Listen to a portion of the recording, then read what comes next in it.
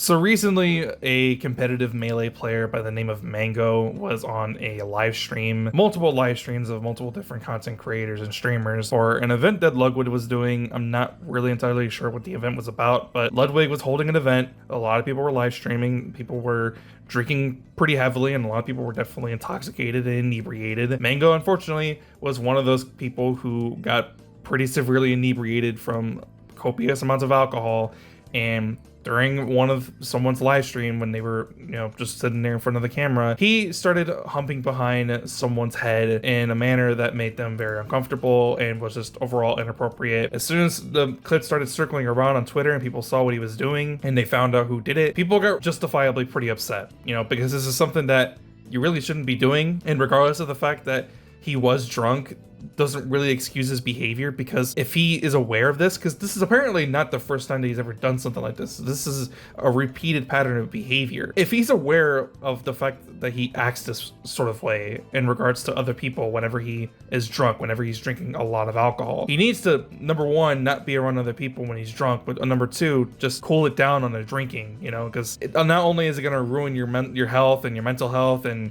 there's a lot of things that could potentially end up happening because of his behavior. And what do you know, as soon as he woke up the next morning, he made a tweet, and then just today on the 23rd is when I'm recording this, he made a couple of other tweets as well, trying to really atone for his behavior. He acknowledges that he messed up, but the damage has already been done. And his sponsor of Cloud9 ended up releasing their own statement on the situation, and they pretty much just say that they evaluated the entire thing and what happened, and they released him. Cloud9, his sponsor, his team, the organization that he was a part of, are no longer collaborating with him anymore, and he has since been released from Cloud9. To a certain extent, I feel bad, because I think he's also going to probably end up being banned for a while from Smash tournaments as well, which is, where his bread and butter is. To a certain extent, I can feel some sort of sympathy, because he is truly remorseful. I don't think that he's putting up some sort of front. I think he truly feels remorseful for his actions, and I think that there could be room for a redemption for him to,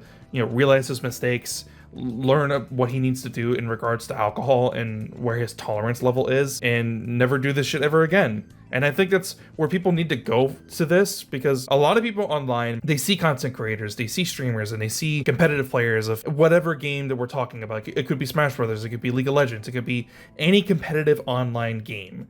And they see someone from those communities respectively, and they see them do something that they shouldn't be doing, and depending on the severity of the crime, obviously we shouldn't be asking for them to come back or for them to seek some sort of redemption.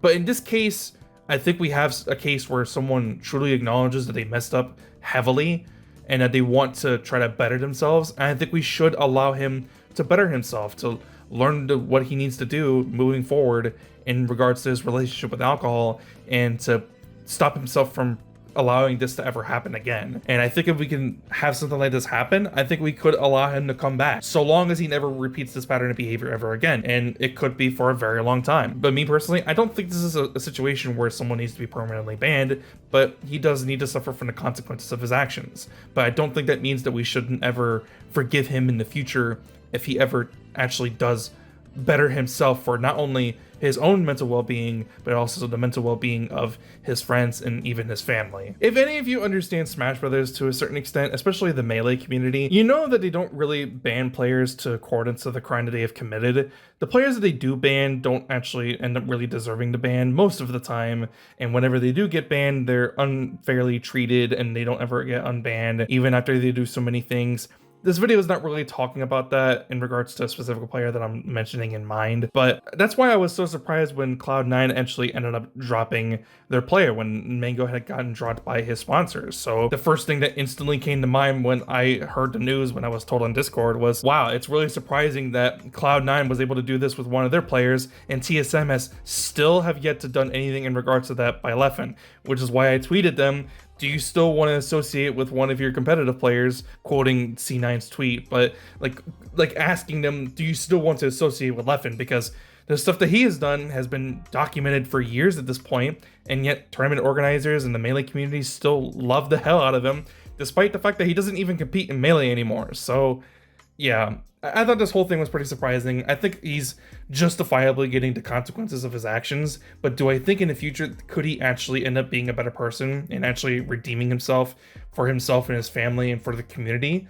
I would hope so. I would hope that he sees what he was doing, learns from what had happened, and does things in the future that not only benefit himself and his family, but for other people, not just within the community, but just for the online sphere as a whole. I think that's the best case scenario, and that's why I'm trying to advocate for him to better himself and to potentially come back so that he can actually do something that's beneficial to everybody, not just himself. But who knows if that's actually going to happen? Only time will tell, and that's honestly pretty much all I have to say. If you liked the video, be sure to leave a like. If you want to see more, please be sure to subscribe. I would really appreciate if you guys consider joining memberships. I really want to give a thanks to Renegade Enigma for being a member on the channel. But yeah, that's pretty much it. I'll see you guys in the next one. I'm out. Peace.